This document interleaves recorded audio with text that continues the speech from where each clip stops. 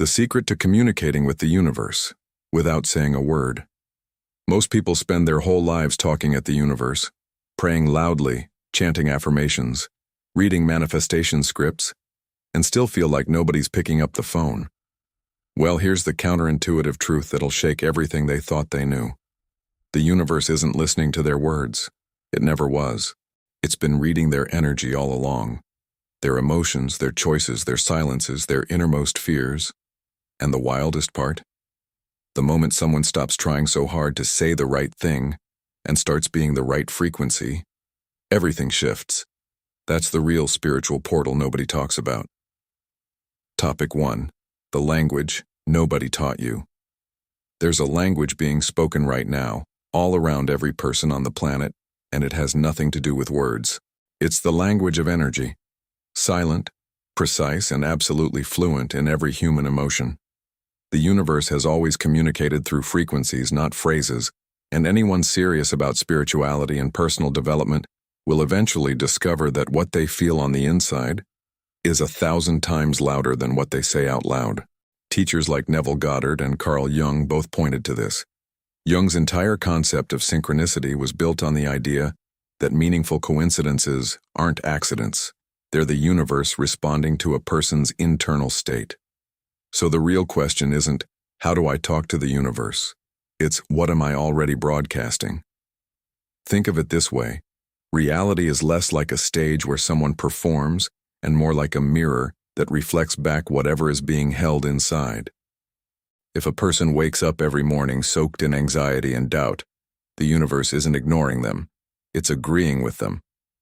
That's the part that stings. But it's also the most liberating truth in all of spirituality. The moment someone understands this mirror principle, they gain real access to the energetic portal between intention and manifestation. The higher self isn't somewhere far away in the cosmos. It's been waiting in the silence just beneath the noise of daily life. And here's where it gets exciting. This language is learnable. It's not reserved for monks meditating in the Himalayas or mystics born with a special gift. Books like The Power of Your Subconscious Mind by Joseph Murphy offer a surprisingly practical roadmap. Change the image held in the subconscious and the outer world rearranges itself to match. That's not wishful thinking. That's the mechanics of consciousness at work. The awakening begins the moment someone stops waiting to be chosen and realizes they've been the one holding the dial the whole time. Topic 2. Why silence is the loudest signal. In a culture that rewards those who shout the loudest, it's almost rebellious to suggest that silence might be the most powerful form of communication with the universe. Yet every genuine spiritual tradition, from Zen Buddhism to Sufi mysticism, points to stillness as the supreme channel. The reason is simple. When the mind quiets down, the soul gets loud. Intuition, gut feelings, sudden clarity, a deep knowing that something is right or wrong. These aren't random neurological glitches. They're the universe whispering in the only frequency it ever uses. Inner truth. Most people have never actually experienced true silence because they've filled every gap with a podcast, a scroll session, or a to-do list. But those who commit to even 10 minutes of stillness each day, genuine, phone off, eyes closed, quiet, begin to notice something remarkable. The answers they've been searching for start arriving without being asked. This is what spiritual guides mean when they talk about opening up to guidance. It's not about receiving a dramatic vision. It's about becoming quiet enough to hear what was already being said. Gabby Bernstein puts it plainly. You can't expect to hear the guidance if you don't open up the conversation. The practice of learning to meditate, even imperfectly, is one of the most powerful personal development tools available to anyone serious about elevating their soul. Start with The Miracle of Mindfulness by Thich Nhat Hanh, not because it's trendy, but because it teaches the art of being present in a way that feels like coming home. Inner peace isn't the destination of the spiritual journey, it's the vehicle. And what comes next, once silence is mastered, is something even more profound than simply receiving answers. Topic 3. The body as a cosmic antenna. Here's something most people never learn in any classroom. The physical body is not separate from spirituality. It is the spiritual instrument, The body constantly broadcasts and receives energetic information, and the universe picks up on every bit of it. When someone feels a sudden chill reading a meaningful sentence, or a wave of warmth when they've made the right decision, or a knot in the stomach when something's off, those are not coincidences. That's energetic hypersensitivity doing exactly what it was designed to do, turning the body into a real-time receiver for cosmic guidance. Carl Jung called these moments numinous experiences, encounters with something beyond the ordinary that leave a lasting mark on the soul. In practical terms, this means a person who's tuned into their body can walk into a room, instantly pick up on the energy, and know whether they belong there or not. That's not paranoia. That's the higher self doing its job. The more someone honors these signals instead of rationalizing them away, the stronger and more reliable they become. Personal growth of the deepest kind isn't about accumulating more knowledge. It's about learning to trust what the body already knows. A beautiful practice to strengthen this antenna is body scanning meditation. Lying down, closing the eyes, and moving awareness slowly from head to toe, noticing what tightens, what relaxes, what buzzes with energy. It's a direct line to the soul's GPS. Combine this with journaling, specifically writing down physical sensations alongside the emotions and circumstances of the day, and patterns begin to emerge. The universe has been speaking through this body the entire time. Most people were just too distracted to notice. And those patterns, they point towards something far more specific, signs hiding in plain sight. Topic 4. Synchronicities.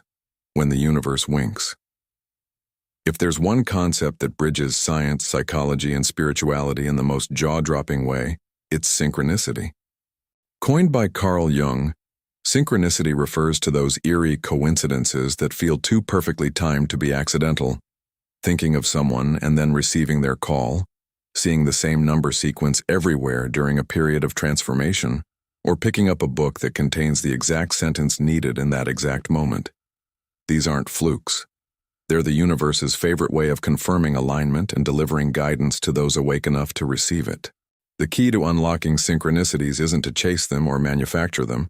It's to raise one's level of consciousness so that they become visible. Someone walking through life on autopilot, numbed out by routine, will miss dozens of these cosmic winks every single day. But someone engaged in genuine awakening, asking real questions, paying attention, reflecting, starts to notice the universe is practically tripping over itself to communicate. It's as if the signal was always there, but the receiver needed tuning. The more intentional the inner life, the richer the outer signs become. Here's a practical experiment.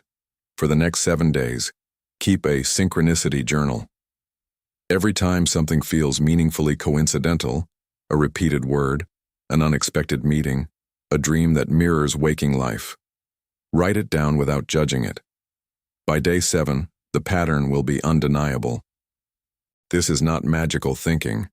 It's consciousness expansion in action.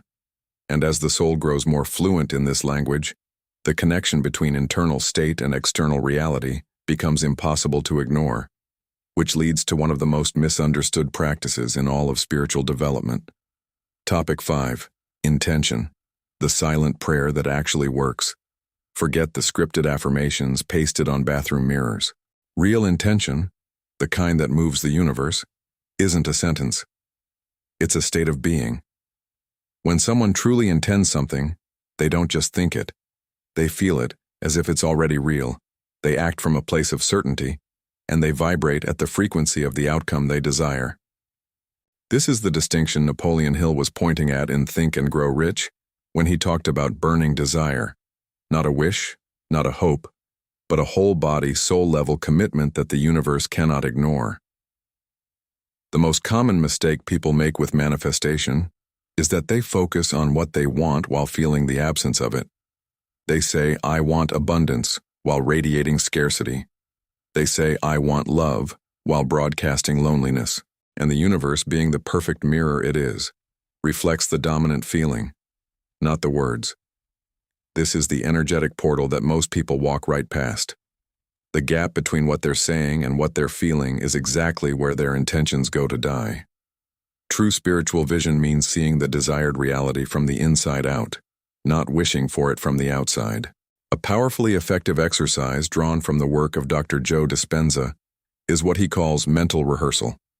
Closing the eyes, entering a meditative state, and experiencing the future reality in full sensory detail, the sights, the sounds, the feelings, the emotions. Do this daily for 15 to 20 minutes and something remarkable happens. The brain literally begins to rewire, the body begins to align, and the outer world starts rearranging. This isn't woo-woo. Neuroscience and quantum physics are increasingly catching up to what mystics have always known. And when intention meets one more key ingredient, the transformation becomes unstoppable. Topic 6. Surrender. The most powerful move in the universe. Here's the paradox that stops most people cold on their spiritual path. The harder they grip what they want, the further it slips away. The universe rewards surrender, not giving up but releasing the how and trusting the outcome. This is perhaps the most difficult concept in all of personal development because it flies in the face of everything modern culture teaches. But every great spiritual teacher, from the Tao Te Ching's Laozi to Rumi to modern guides like Eckhart Tolle, agrees on this point. The soul that flows finds its destination. The soul that forces finds only walls. Surrender is not passivity. It's the highest form of active trust. It means taking inspired action while releasing attachment to the specific result, planting seeds without demanding that the harvest arrive on a personal timetable. Think of it like mailing a letter. Once it's dropped in the box, it would be absurd to follow the mail truck and try to steer it to the destination.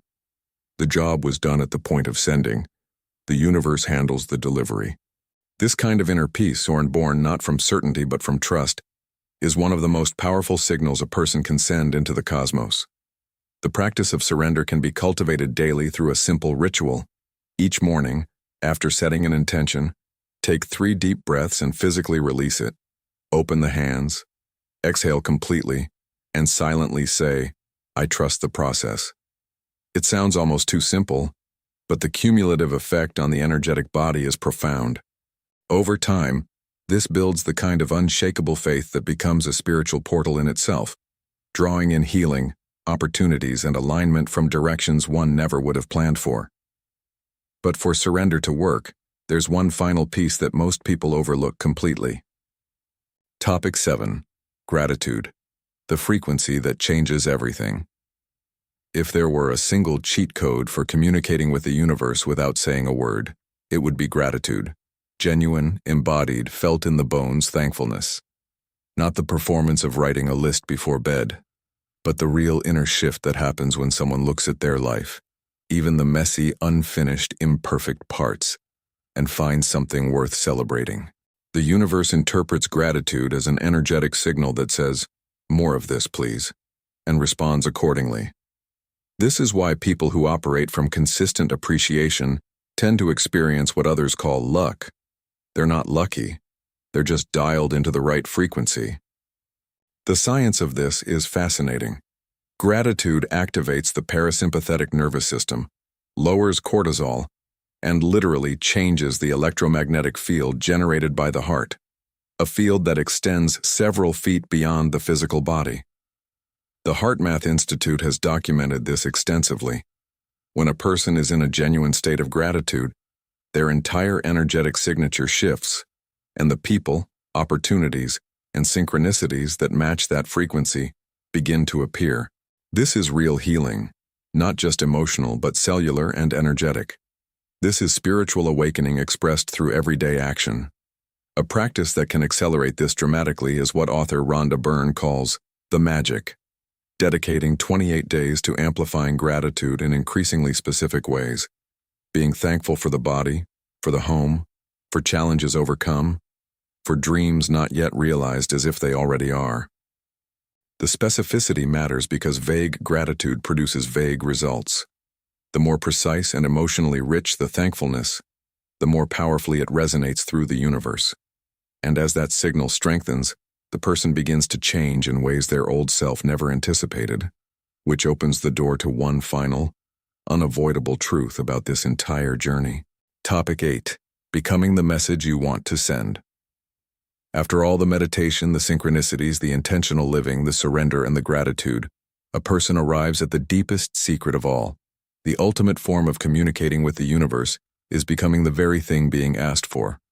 Not pretending to be it, not performing it for others, but genuinely embodying it in every choice, every thought, every interaction. This is what the ancient mystics called enlightenment, not some distant, unreachable state, but the simple, radical act of bringing one's outer life into alignment with one's true self. The universe doesn't separate message from messenger. They are one and the same.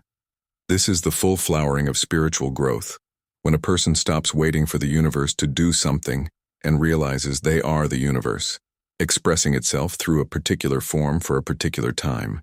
When this truth lands, not just as an idea but as a lived, felt reality, the transformation is irreversible. Life begins to feel less like a struggle and more like a collaboration. Challenges are no longer obstacles but invitations. Other people are no longer competitors but mirrors. Every moment becomes a form of conscious co-creation with something infinitely intelligent and infinitely kind. The calling to live this way isn't exotic or extraordinary. It begins with the smallest choices. Choosing to respond rather than react. Choosing to see beauty before disappointment. Choosing to elevate your soul even on the days when the world feels heavy. As the Sufi poet Rumi once said, "What you seek is seeking you." The universe has never been silent. It's been speaking in everything, through everything, as everything.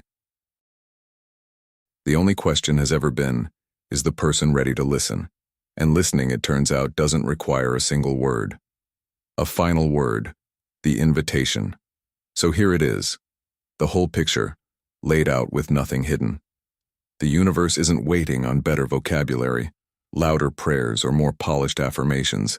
It's waiting on authenticity, on someone willing to do the inner work, to sit in the silence, to feel deeply, to trust completely, and to become, day by day, a clearer and truer version of their soul. That kind of person doesn't just receive messages from the universe, they become one. Now it's time to apply this. Pick just one practice from this guide, whether it's the synchronicity journal, the gratitude ritual, or the 10 minutes of daily silence, and commit to it for 7 days. Just 7. Then notice what shifts. Does life begin to feel more guided? Do the right people start appearing? Does inner peace become less of a wish and more of a default? Here's the real question, though, the provocative one. What has been communicated to the universe today without even knowing it? What energy has been broadcasting since waking up this morning? What mirror is being held up to reality right now? Because the universe is always listening, always responding, and it's never, ever wrong. If this content resonates, subscribe to the channel and turn on notifications because this is just the beginning. There's a whole universe of knowledge waiting, and the next chapter of this awakening journey is closer than it seems.